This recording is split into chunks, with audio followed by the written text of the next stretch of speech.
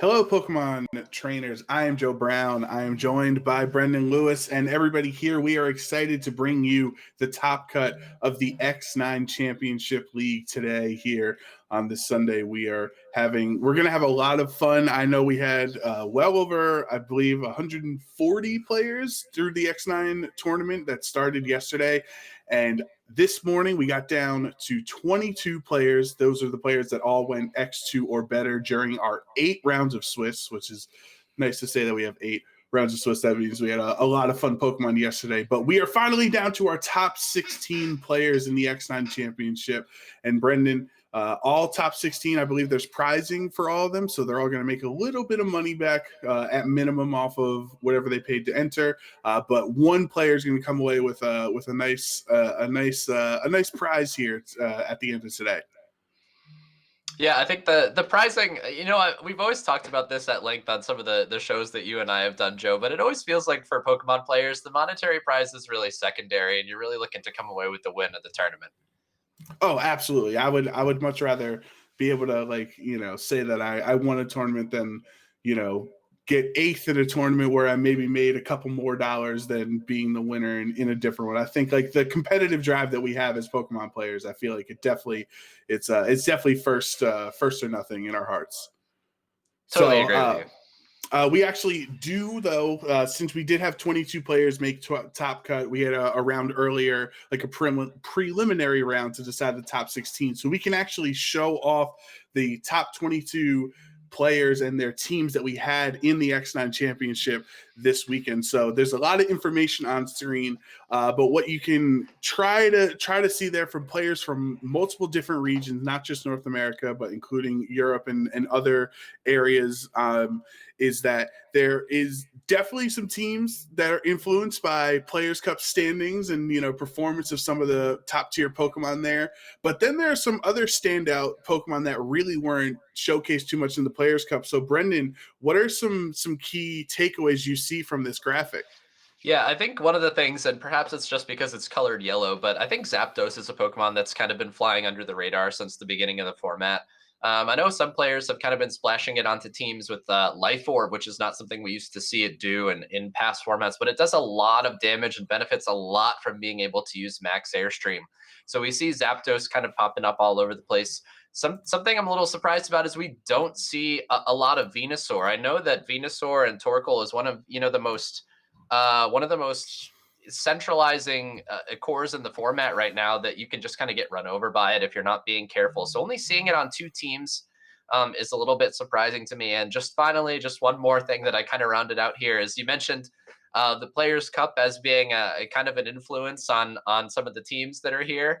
But it's pretty interesting that we have 2 looks like carbon copy clones of Wolfglick's Player Cup 2 winning team. I think one was knocked out in top 22, and one, I believe, we're about to feature on stream here. So if you didn't get enough of Colossal last weekend, we've got a little bit of a fix for you here.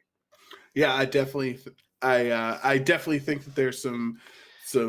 It's interesting that out of the 22 teams, only 3 of them had Colossal, and 2 of those 3 were Wolfglick's championship winning team there. So you wonder if the stars just aligned, if like those players were planning on running Colossal in this tournament anyway and saw Wolf do well with it, or like they were completely inspired by the Players Cup performance. Of course, Colossal back-to-back Players Cup champion at this point. The other thing that really stood out to me is I believe there are more Regielekis than Landorus in that top cut. I think just Right. there's a lot more electric types in general than some of those ground types, which should be really interesting to see the balance between that, because a lot of times electric types, especially Regieleki, can get hard countered by a ground type. But we are going to be getting set up for our top 16 match here in the X9 Championship, and that is going to be Collin Heier, who was actually streaming yesterday, and he did very well, obviously making it here into top 16 versus Francesco Di Prima, who was the one with the aforementioned Colossal team. Yeah, I think it's a pretty interesting matchup, and the matchup between these types of teams that have sort of like turn 1 setup options, or kind of like combos that you expect to see, sort of like Venusaur or Torkoal. Kind of puts the onus on the player that's going up against those types of teams to figure out what their early game plan is going to be, and figure out how they're going to sort of make their way through that combination. So on Collin's side, we see his team here. The answer to Colossal on Collin's team is pretty readily apparent. You see it in the top right corner of your screen there, and that is Garchomp. That started to pick up just kind of a little bit of usage here and there, and I think we're going to expect to see it kind of pop up a little bit more as we go forward, just because of how well it handles Colossal. Yeah, I love Garchomp. Obviously, it's one of my favorite Pokemon, but I think effectively in this format, you can definitely find a niche for it, having being dragon and ground type, being immune to those electric attacks from Regieleki, Tapu Koko, things like that. Being able to neutrally take some of Colossal's like coverage moves, like say a Solar Beam or something, being able to take that very well, and then being able to Dynamax on your own and set up Max Quake for your teammates. I hope to see, or I wonder if Collin's strategy of like he could Max Quake 3 turns in a row on his Garchomp and just make his Celesteela just incredibly tanky in that special defense stat, get some Beast Boost rolling and things. We actually heard though from Collin here, Brendan, that this is when he tweeted out about going live for top 16, that he's using his 2017 team, and I guess he's using those ultra wormholes that we had in Sun and Moon because he somehow was playing with Glastrier in 2017 apparently. Yeah, I call shenanigans on that, but of course, he did have some common Pokemon there on the other side.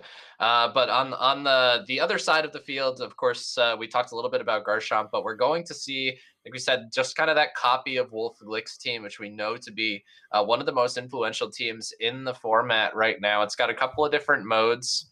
The most common of which we see is using the Dragapult or the Rapid Strike or Shifu to set up Colossal, but if you did watch the Players' Cup stream last weekend, you did see that Moltres also kind of pop off in a couple of different matches as an alternate option that was available to Wolf. So we'll have to see Francesco's take on piloting this team, whether or not he's got maybe some different ideas on how to play it, and whether or not he's going to be able to take down an extremely difficult opponent in Collin Heier.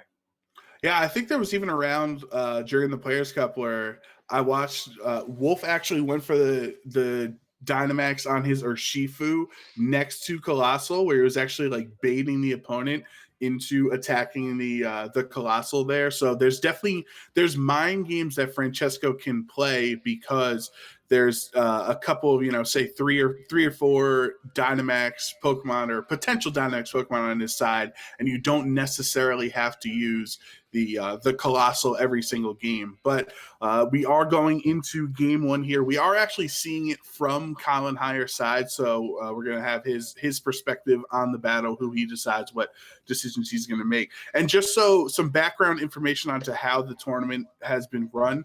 So it's been open team sheets where the players know the Pokemon and the items and the attacks. I don't believe natures or any other types of investments are revealed within the open team sheets, but they still do have, relatively most of the information available to them. Right. Yep. With the exception of some of the more kind of nuanced Pokemon choices as far as the way they train their Pokemon, but everything else is available. And Joe, I'm going to start talking about this match a little bit, but I'm going to be honest. I really feel like Collin has a very favorable matchup into the team that he's going up against now. I think Colossal and Glastrier are both excellent Pokemon. Garchomp and Glastrier are both excellent Pokemon against Colossal. So we'll have to see exactly how Collin wants to set the board up. And we saw him select the Garchomp. It looks like he's going to go straight into this sort of Garchomp mode to try and deal with Colossal. And I think really just the one thing he does have to be careful about is if it does get Will-O-Wisped, that's going to really gimp some of his game plan. Collin Heier versus Francesco Di Prima here in top 16 of the X9 League Championship. We're going to be streaming all day today here on this channel until we have a winner of the X9 League. So Collin going with a very safe lead in Garchomp and Tapu Koko. This is definitely something he probably led numerous amounts of times back in the 2017 that he's remembering so fondly today. I think the Colossal, this might not be the turn to try to set up Colossal here. He seems like he'd be in a lot of danger. Yeah, he's got to be a little careful of it. And of course, players kind of, having seen team sheets and getting the opportunity to prepare for some of these matches means they're going to have some familiarity with some of the damage counts that they might be looking down. But Garchomp's going to go ahead and Dynamax here and immediately be threatening super effective damage onto both Pokemon on Francesco's side of the field.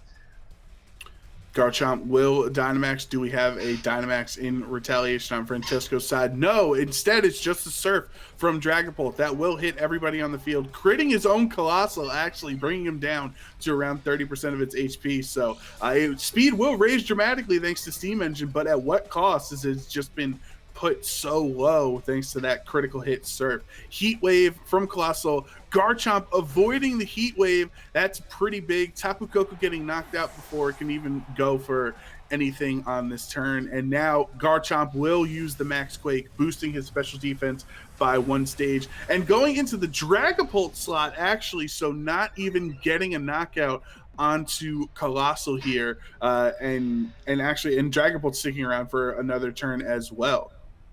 And maybe I'm metagaming here a little bit, Joe, but I think these are the types of turn ones we see when both players kind of have an idea of what's coming. There's no surprises about what moves or items are on either side, so you kind of have to guess what your opponent's going to do as opposed to making a play based on certain levels of information. It's all on the table. All the cards are out there, and both players kind of making a type of play that maybe you didn't expect. And I think, honestly, Francesco probably comes out ahead there, being able to trade the Koko just for some damage onto Colossal and Dragapult and trading a max turn. So it looks like he's going to use that kind of non-Dynamax Colossal, as I eat my words here. He's going to go probably get some more chip damage in the early game and then try to rely on whatever he's gotten back. And we know that, having seen Wolf pilot this team, he likes to bring the Rillaboom, he likes to bring the Urshifu in the back, and those are 2 excellent late-game Pokemon.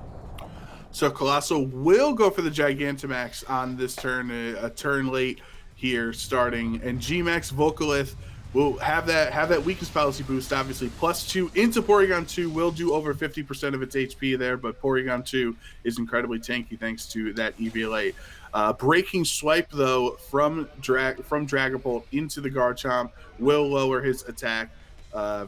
As well as the Porygon's attack, but that won't be as relevant. Rough Skin, though, from Garchomp will activate, bringing Dragapult even lower, and a Max Quake from Garchomp into the Colossal will finally take it down here. So Francesco only really getting 1 effective turn out of his Dynamax here in game 1. I'm just not certain if, because it took so much damage right away, I don't know if that was necessarily the best option, where he could have left, if he does have Urshifu in the back, or Rillaboom or Moltres, you could have left that for a Dynamax for later in the match. As Porygon will go for Trick Room here, so that will twist the dimensions, and now the slower Pokemon like Porygon 2 will be moving first. I actually like the Gigantamax a lot there, Joe. I think that I think he was expecting to lose Colossal on turn 1, and he was okay with trading Colossal for Tapu Koko. But given that that's not how turn 1 went, he was able to take the opportunity to set up the Volcalith rocks, which we've seen time and time again as Colossal has made its way onto these large global streams. That chip damage can be deadly, especially with Pokemon in the back that carry priority moves. When you put things into range of Grassy Glide, or you put things into range of Aqua Jet, those types of plays, that residual damage can really chip away, as we saw that Porygon went from being relatively healthy to all of a sudden having only 23 HP left. And with Urshifu on the field, it might not even get the opportunity to go for a recover here and could just be knocked out by an Aqua Jet. So I think Francesco really did a nice job of adjusting on the fly, especially given a turn 1 that, wasn't necessarily favorable for him from a Pokemon matchup standpoint. And depending on what's in the back, and I feel like it's probably Rillaboom, he could be in an okay position here going through the mid-game.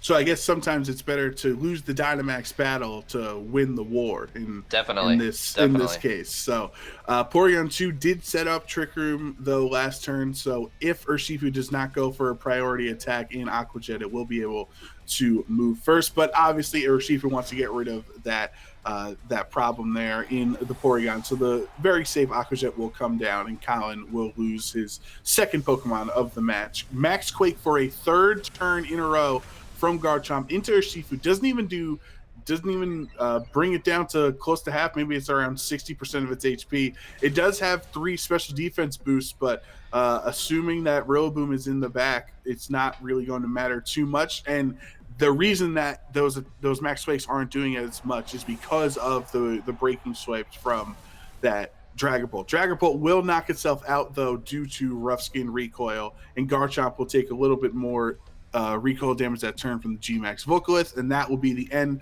of Dynamax for Collin here in Game 1. And his last Pokemon on his side is the Incineroar. Yeah, so kind of an interesting position now. I think the knockout on Porygon was really key for Francesco there because, for one thing, it does allow him to keep Garchomp on the field without it resetting its attack boost. It's now at -2 because of those breaking swipes. And now we're at kind of an interesting end game here where it could, kind of maybe come down to how this Garchomp is trained. If it is a jolly Garchomp, we know that it's going to be able to outspeed Urshifu outside of Trick Room and therefore be slower in Trick Room, which would be probably a death knell for Collin's chances here. But if it is an adamant Garchomp, which sometimes they like to, slow down a little bit and bulk up, that could really change the way that this end game goes. So kind of some interesting dynamics here. And perhaps those speed tiers could just define it. His own Trick Room potentially could be hurting him in this matchup, as Garchomp is, typically can be ran faster than Urshifu and Rillaboom. Of course, Urshifu and Rillaboom both have access to priority, with Urshifu having Aqua Jet and Rillaboom having Grassy Glide, as the grassy terrain is still up. But the fake out from Incineroar, a critical hit fake out into Urshifu, as Rillaboom will also just trade fake outs back with the Garchomp. So really a nothing turn there. I guess the crit fake out was nice, but knowing that this is not like a choice band Rillaboom or anything like that, it was just pretty safe to trade fake outs. Yeah, and now with the Vocalith damage, I think we're looking at an endgame that very heavily favors Francesco. I'm not really sure, what the out for Collin is here, because we're going to see probably a Grassy Glide and then any number of attacks from Urshifu into Incineroar is likely to take the knockout here. So the only thing that maybe could happen is if Collin's able to, correctly call targets and then also survive an attack from Urshifu with Incineroar is probably the out for him. But that's a little dicey, and it also opens you up to another turn of the Vocalith damage. So it looks like this is kind of Francesco's game to win, and he just has to make sure he targets correctly. Incineroar would be the fastest Pokemon on the field right now, though, if there's no priority going down thanks to the Trick Room. Garchomp will protect on this turn, so doesn't want to take an Aqua Jet from it. But the Aqua Jet will go into the Garchomp because of the Unseen Fist ability that Urshifu has, breaking through attacks, but it is not enough to take it out. Garchomp lives on 3 HP, and the Flare Blitz from Incineroar into Urshifu is still not enough to take it down. This Urshifu has been putting in a lot of work for Francesco here in Game 1. Knockoff from the Rillaboom into Incineroar will knock off that Citrus Berry, and then the G-Max Vocalith is going to do a little bit more damage to Incineroar here.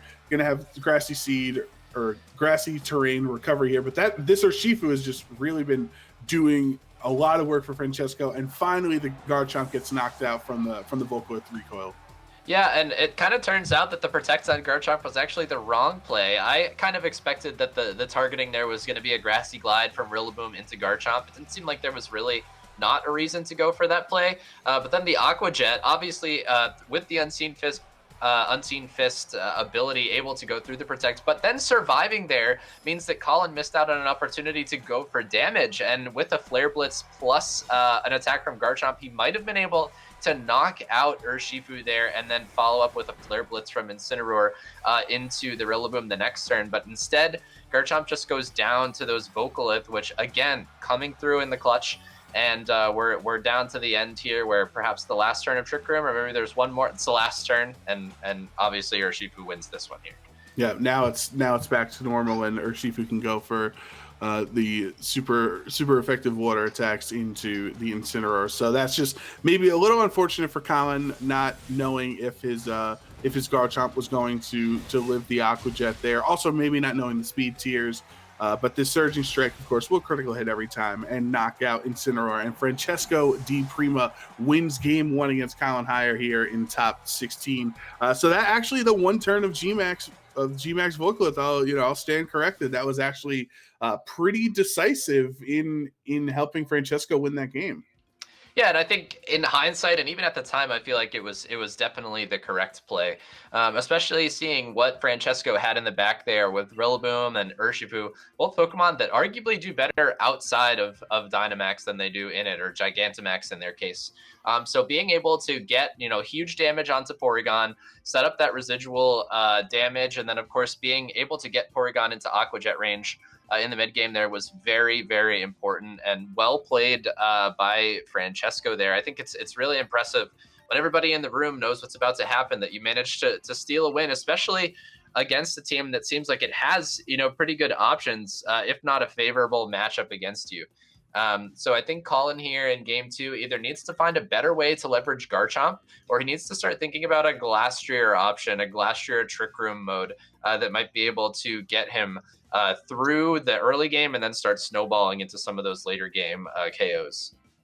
What's so difficult about the Colossal Dragapult lead is exactly what the plan is, and there still are just some times where you can't stop it. So on that turn 1 where we actually saw Colossal not Dynamax or Gigantamax and take a whole bunch of damage, and instead the Garchomp actually targeted the Dragapult instead of the Colossal, maybe worried about a potential Galarian Moltres switching or Rillaboom switching or something like that into the Colossal slot. That's what's so detrimental about this matchup, specifically against a very aggressive team, and with Colossal as the leader, is like you can go for a safe play, but if you're wrong, sometimes it's really hard to come back from, even though you feel like you made the right decision.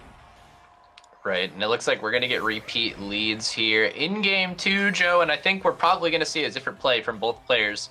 I wouldn't be shocked to see the Max Quake go into the Colossal this time, although I'm sure both players are aware of how much damage that's going to do, and it's definitely going to knock out Colossal this time, assuming the Surf damage is also kind of a factor in what happens on turn 1. And I think, seeing that the Pokemon in the back for Francesco were the Rillaboom and the Urshifu makes you feel a little bit better about, focusing down Colossal on turn 1, because that there's not as good a Dynamax option waiting in the back. So getting rid of it, taking that out of play, definitely seems like the way to go for Collin here. The other thing we talked about in game 1 of turn 1 of worrying about, if Dragapult wanted to go for the Will-O-Wisp onto Garchomp, him having to worry about it. This is open team sheet format, right, so Lumberry. Francesco has the information that it is a Lumberry Garchomp, so he actually wouldn't want to waste a turn going for Will-O-Wisp. Instead, though, we're actually going to have 2 switches. Moltres does come onto the field here in game 2, where he was left on the bench in game 1. Galarian Moltres actually makes it here as Colossal switches into that slot, and Dragapult will be the Dynamax option for Francesco in this game instead of Colossal. So very different strategy for this one for Francesco's side. Porygon 2 also switched into Tapu Koko slot on Collin Heier's end here, so that will at least also be a nice adjustment that Collin had made. Obviously, Garchomp is going to Dynamax again as well, but the wonder is what this Dragapult's going to go for. Its attacking moves are Breaking Swipe and Surf, so he does have a Max Wormwind available to it, and that is exactly what it goes for. Super effective into Garchomp, but not even bringing it down below 50% of its HP there. Will lower his attack, though, which is really one of the key factors into using the Max Wormwind, and a Max Quake into Galarian Moltres. So the play that Collin was worried about in game 1 actually comes back to bite him in game 2. And this is the kind of crazy stuff that happens, Joe, when both players know, and everybody in the room knows what the play is going to be. Everybody and both players are thinking it. Everybody watching this stream is thinking Surf plus the Gigantamax Colossal and setting up those rocks. And it's honestly the polar opposite. We max the Dragapult, we switch in the Moltres, and what looks like a really good play for Collin here, especially after the way that turn one transpired, was getting that Tapu Koko out of there, because he absolutely needs that around to be able to deal with Moltres. But a really nice play by Francesco on turn one, being able to adapt to, kind of what he expected was coming. And another good target here, getting damage while the Protect is on the Garchomp slot. Yep, and Francesco not falling for the max guard on Garchomp, and instead will hit the Porygon for some solid damage, as well as lowering Garchomp's attack yet again. Galarian Moltres will opt for the Nasty Plot, increasing his special attack by 2 stages. It will be, obviously a very strong attacker, even stronger if he can get its HP under 50% to activate that Berserk ability. Trick Room from Porygon 2 will, just like game 1, it's actually it'll help out Porygon more actually this time compared to game 1, since he's still relatively healthy. He can go for an attack. But I wonder what position Collin is in at this point, where he can really threaten this combination Dragapult and Moltres right now. Yeah, it's definitely not going to be this turn where he's threatening the damage, as he's actually going to withdraw the Garchomp, which might be in his best interest, especially if he's going to need that to deal with Colossal later in the game. And it's going to be really up to Porygon, I think, to try and get stuff done in the mid game. If you were peeking there at the move choices, or if you have access, he's got a really cool tech there in Eerie Impulse, which will get rid of that Nasty Plot boost. But Porygon is really going to have to mitigate the effects of this this combination in the mid game before Collin is going to try and set up something a little bit more solid in the end game. Max Wormwind not into the Fairy type switch in from Coco, still again into Porygon 2, and that's going to bring it down relatively low, lowering their attacks, which won't matter as too much. But that maybe Collin was hoping for a target into the Garchomp slot, and that's what the Coco switch was there for. But the Eerie Impulse is a really nice tech out of Porygon 2. Because as you were saying, Brendan, it is essentially an anti-Nasty Plot move, because every time Moltres uses Nasty Plot to raise his special attacks to 2 stages, then Eerie Impulse is going to lower it 2 stages, so they're in like a perpetual back and forth at that point. Theoretically, Tapu Koko can hit Moltres super effectively, and Dragapult with a Dazzling Gleam, so that might be nice. And it also shows that Moltres is Life Orb and not Weakness Policy, obviously, we know, because of the Colossal, so you don't have to worry about being punished for hitting it super effectively. Fiery Wrath from Moltres will connect onto both of Coco and Porygon 2, looking maybe for fishing for a flinch, but no, he does not get it. Coco will Dazzling Gleam, super effective onto both of them, bringing them both under 50% HP, activating Moltres' Berserk ability, which will increase his special attack by 1 stage, and then the Light Screen from Dragapult, which is actually going to be pretty crucial here against 2 special attackers. Yeah, I think the might still be in range for a double KO with Dazzling Gleam here, because I think really what Collin has to do is Eerie Impulse the Moltres to make sure that it can't knock out Coco, and then might be able to just kind of, get off the Dazzling Gleam as needed. But it looks like he's not going to go for that option, and maybe correctly, as it's going to be a Dragapult switch out. And this is the kind of the position why Collin made the choice to try and preserve Garchomp, to make sure that he had it for later when he had to deal with this Colossal.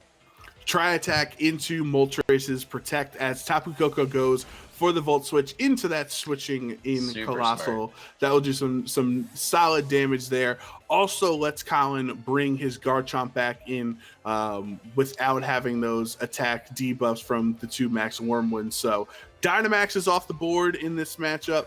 I feel obviously Francesco won out in that situation, since Collin's entire Dynamax was a Quake into a Flying type and then a Max Guard. So Francesco got more off of his Dynamax than Collin did. But at this point, it's still 4 Pokemon to 4, so it's anyone's game.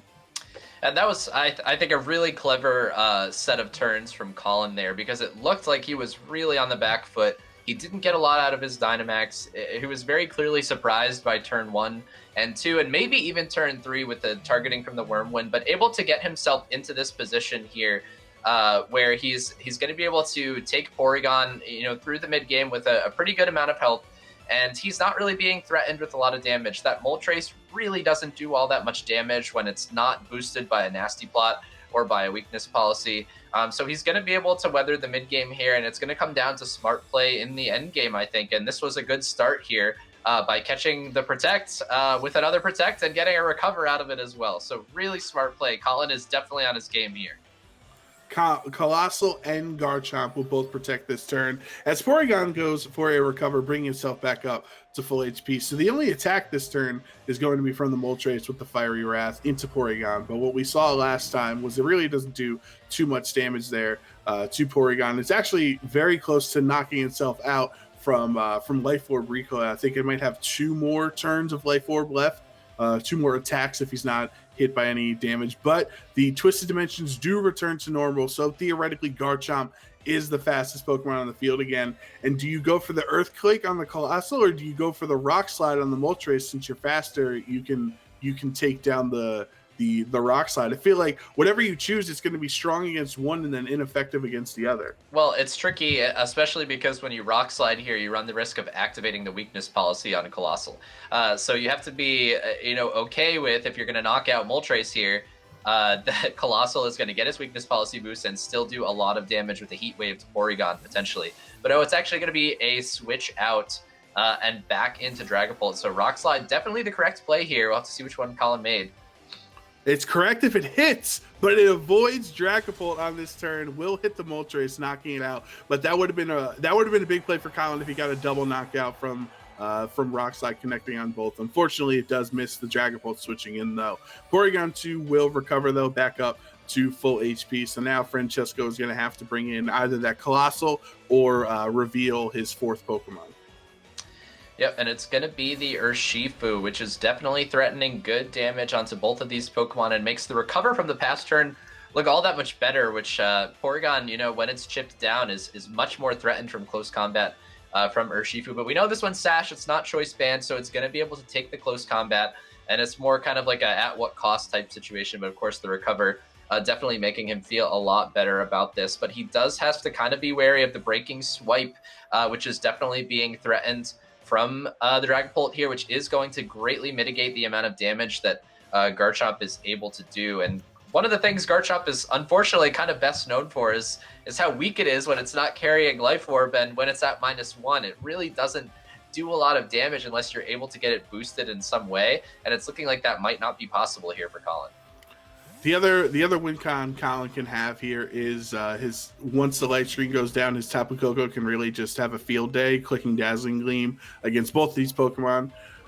But we'll obviously have to wait for that moment as Incineroar switches into that Garchomp slot, and Will-O-Wisp from Dragapult does connect onto Porygon 2 there, so that will be some nice residual damage every turn for Francesco.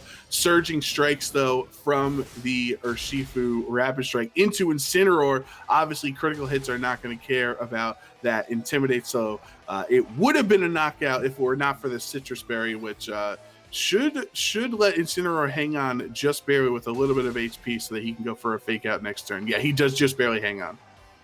And it does look like Collin is kind of playing in such a way that makes you think that he is probably, if not adamant, definitely not max speed Garchomp in the way that he's kind of playing around Urshifu. He's playing it in a way that makes both players, even based on the Aqua Jet play from last game, feel like it's not a max speed Garchomp. But Incineroar able to get onto the field and importantly get the Intimidate down onto Urshifu, which is going to make Porygon have a little bit more longevity, but it's not going to stick around here to dodge a Fake Out.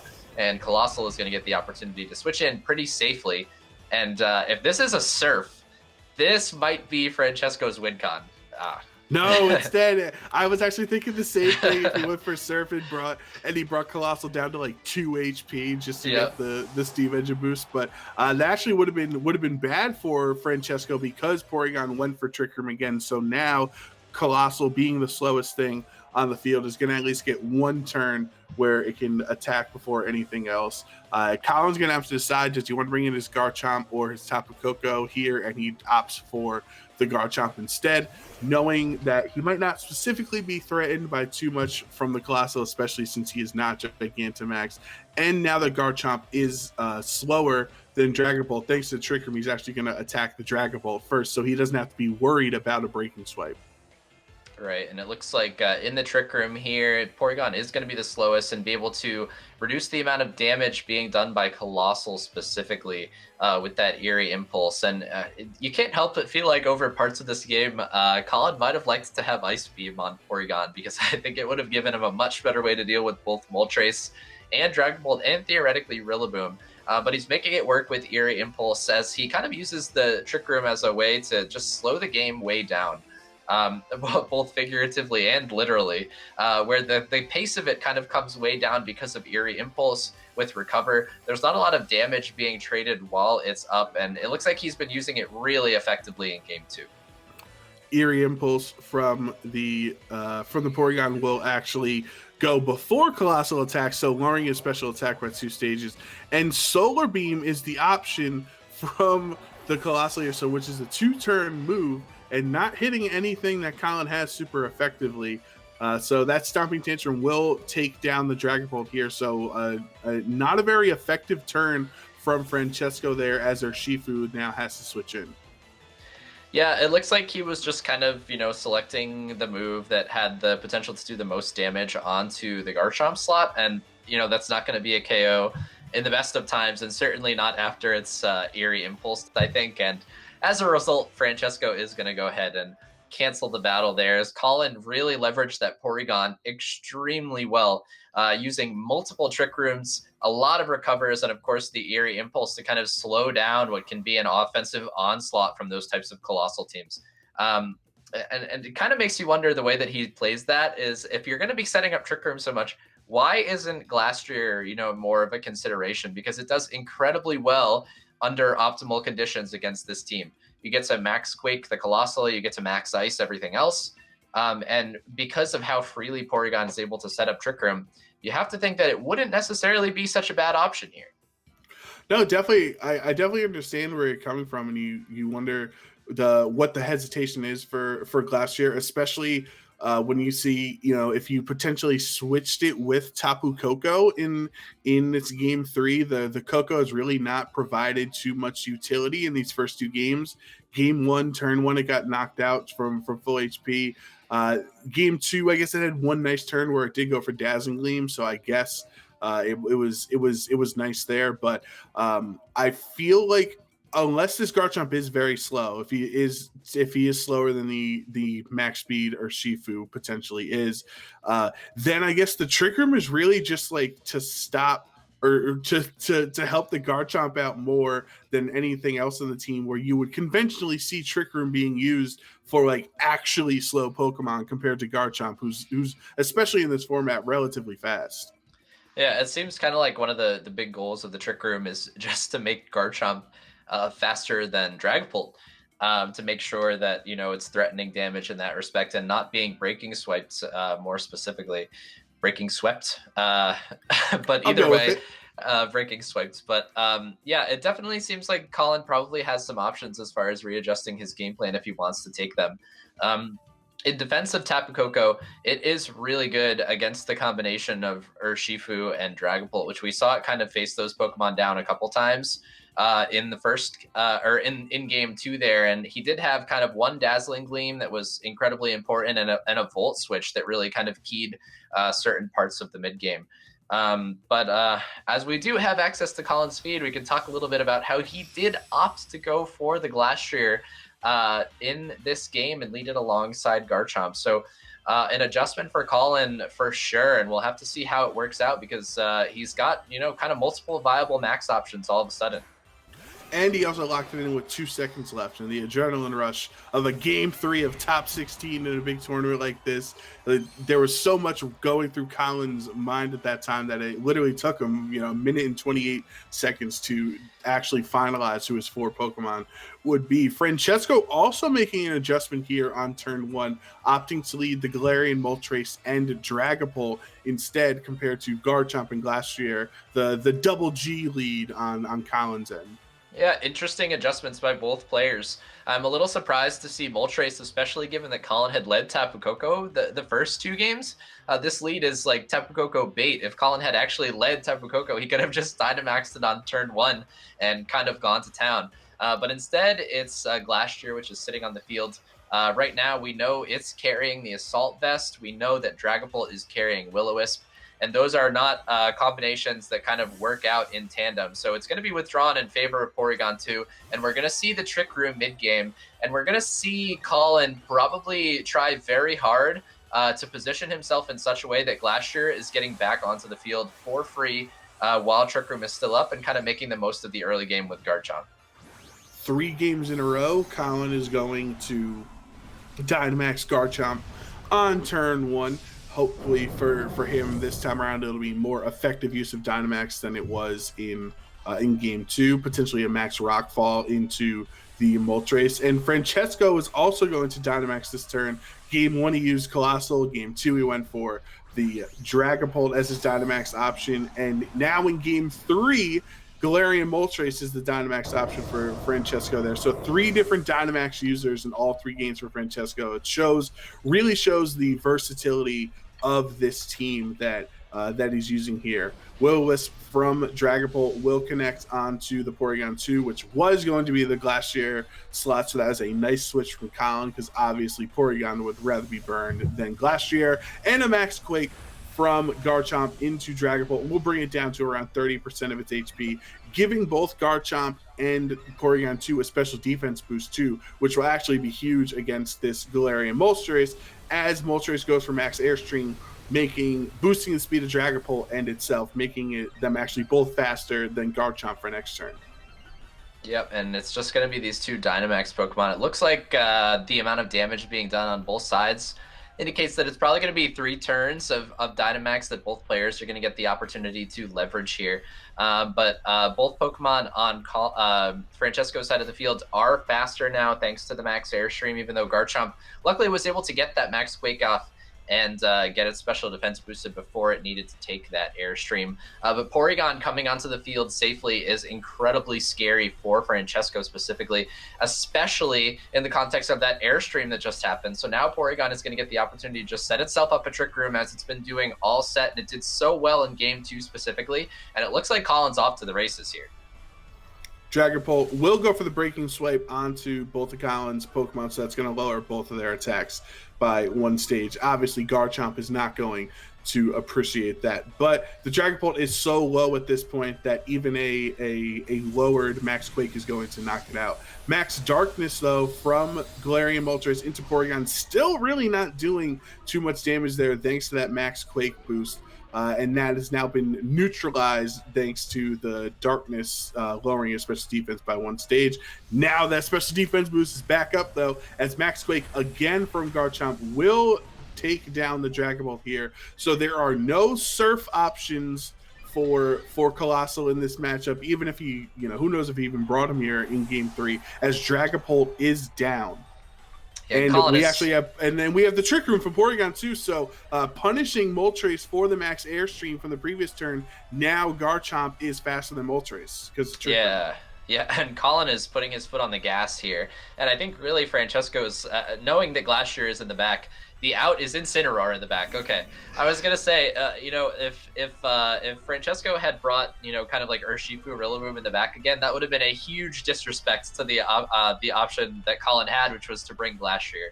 So seeing Incineroar makes you feel like maybe Francesco now has some ways out of this game, especially with Trick Room going up.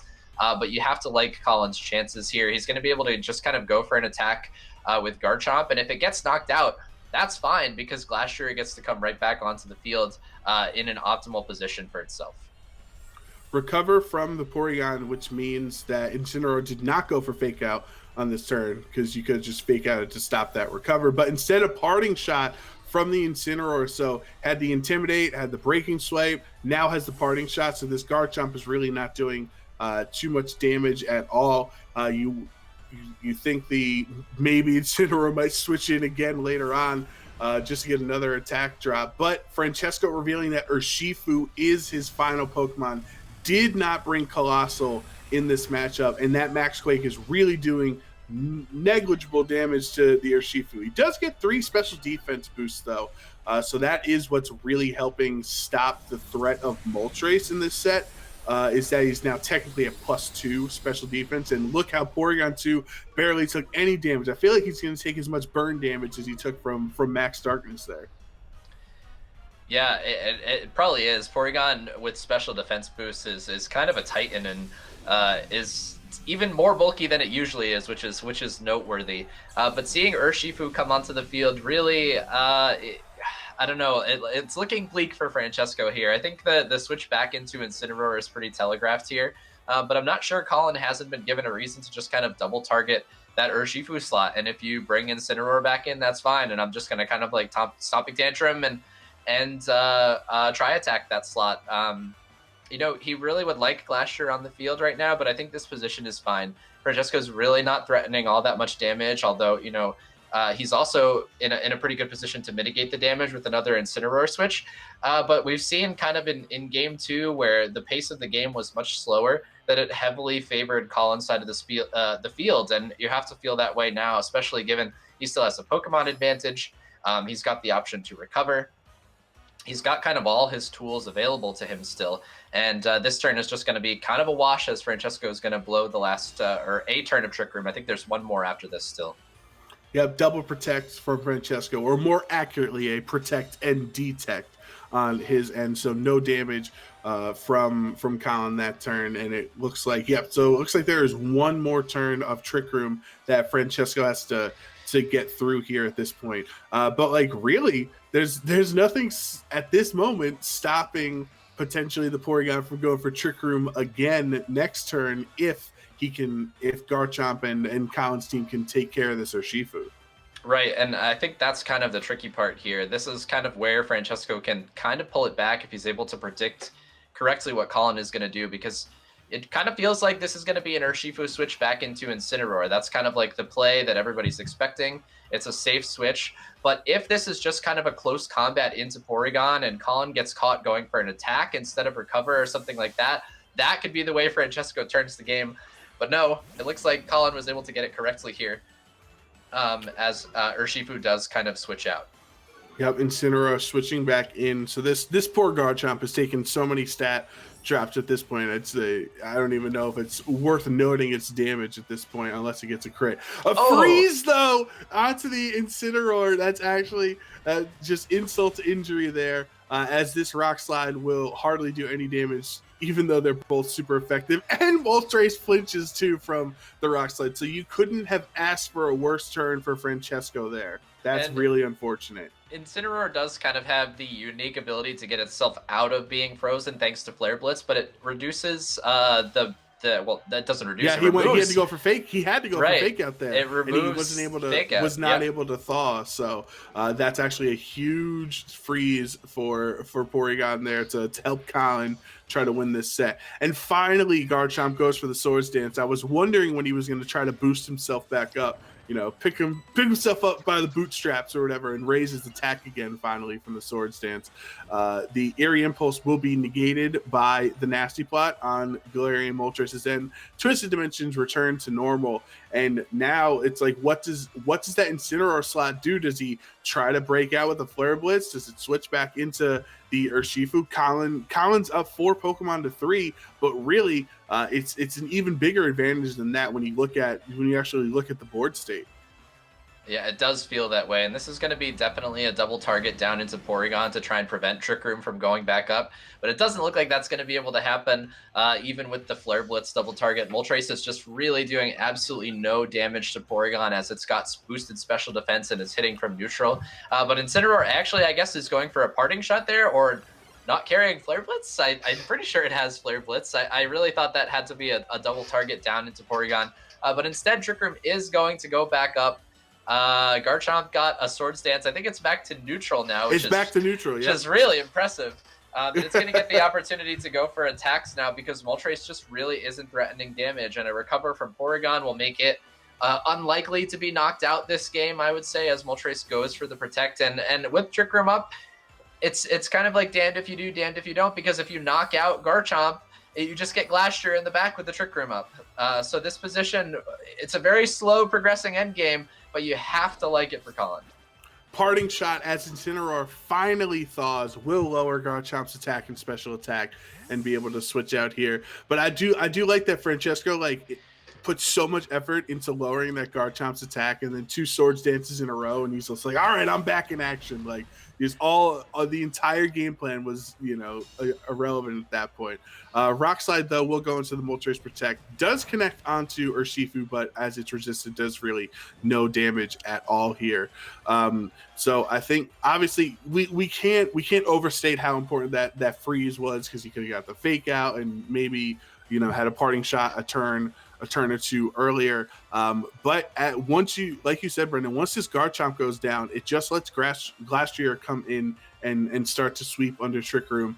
So I think Francesco's best option is to try to let this Garchomp stick around as long as possible, which sounds like a bad idea at first because of the Rock Slide you're worried about. But I think you'd rather face this -1 Garchomp than you would the Glacier behind Trick Room.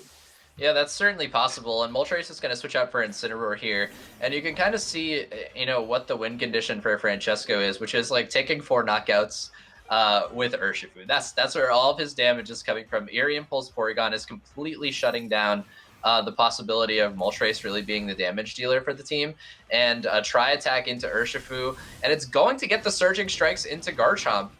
So all that, and Urshifu is actually slower than Garchomp under Trick Room, or faster than Garchomp under Trick Room, after we kind of saw the speeds, sort of develop over the first half of the game. So I guess Kyle was just in his own head trying to figure out if he was faster or slower. Right. But this double target is not enough to take Urshifu down. Obviously has it to a point that any attack will knock it out at this point. But I wanted to say that this type of playstyle or this type of game really lends to benefiting Collin and his team composition much more than Francesco's, where he has this positioning. He's able to recover up and set up Trick Rooms and Swords Dance and prolong the game.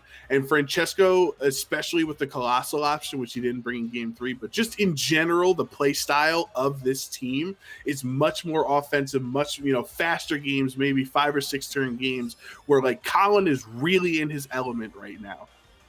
Yeah, I think I agree with you, Joe, and we're going to see another turn that really exemplifies that, where Recover is going to bring Porygon close to full HP again as a passive turn from Urshifu is kind of what's forced on Francesco's side of the field here, but a taunt from Incineroar. You wonder where that's been all set.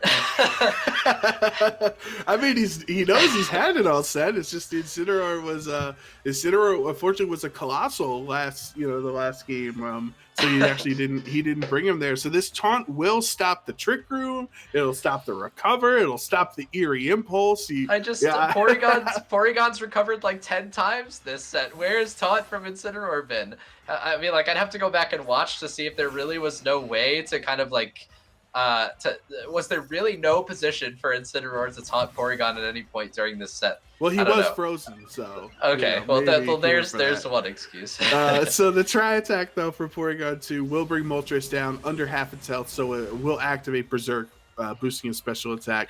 Flare Blitz really does no damage, though, into the Porygon, and a Rock Slide from Garchomp will hit both these Pokemon super effectively, bringing Incineroar down under half, though, so that will activate the Citrus Berry, which is nice for Incineroar.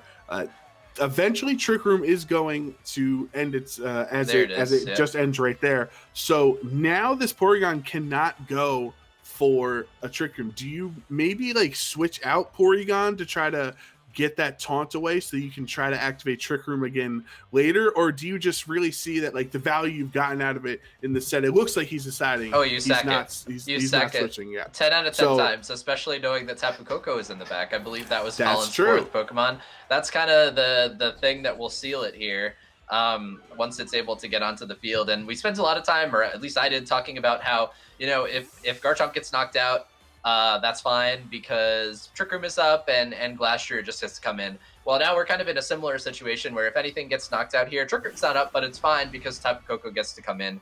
There's a 0 health Urshifu, and there's really no way for Francesco to pin Tapu Koko. And it doesn't even matter, as a tri-attack is just going to be kind of removing any hope that Francesco had, which was bleak. Knowing that Collin had 4 Pokemon. These 2 Pokemon specifically have been on the field for I like in excess of 10 turns, I think. They just haven't budged.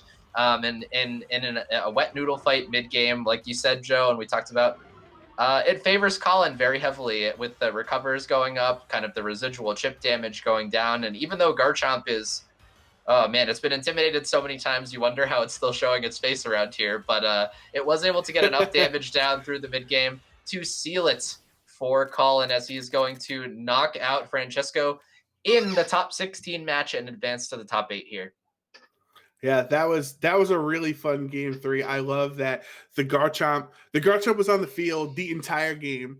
The Porygon was on the field the entire game except for half of turn 1 because it switched I hadn't even realized until the very end, where I was like, they haven't switched at all. Yeah, they're definitely I guess that Intimidate is just a facade, because the Garchomp was not intimidated at all, was not threatened. It seemed like what I feel like those Colossal Dragon Ball teams do suffer from is like, it seems like you always want the other thing that you didn't bring, like how he didn't bring Incineroar in game 2, and that would have helped. And like maybe if you went more offensive in game 3 instead of the defensive style that or at least the swap heavy, positioning heavy style that he went in game 3, that could have maybe turned things around for Francesco. But credit to Collin, who lost game 1, who had a very ineffective Dynamax in game 2, where he actually didn't do anything on the Garchomp, was able to preserve his mental state and not get tilted or anything like that, and win a very long drawn out game 3 in that set and move on to top 8.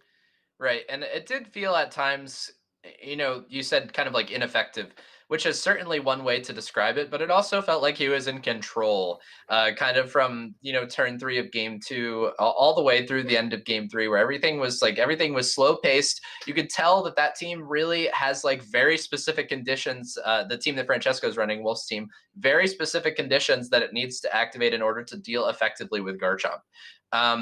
And you kind of saw at the end of game 1 where that condition was met, where there was enough residual damage that priority moves were threatening to knock it out from low HP. But unless you are boosted on Moltres or you have a speed boost on Urshifu, how are you dealing with Garchomp effectively? And I think that specifically is why we're starting to see it pop up a little bit more for this matchup. Almost specifically, it just deals so well with this type of team. Hey, that makes me happy that Garchomp is returning to viability. What's the view, like the all is right with the world? Garchomp is home, something like that. But thank you, Brendan. That was a lot of fun for this top 16 match here. We are going to take a break as we get set up for top 8. I believe we actually are bringing 2 top 8 matches, as well as both top 4 matches, and then on to the finals. So we know Collin is in top 8, but we're going to have to see who else is going to make it here. So we're going to take a quick break, and we come back, we'll have our first of our 2 top 8 matches here in the X9 Championship League. So don't go anywhere.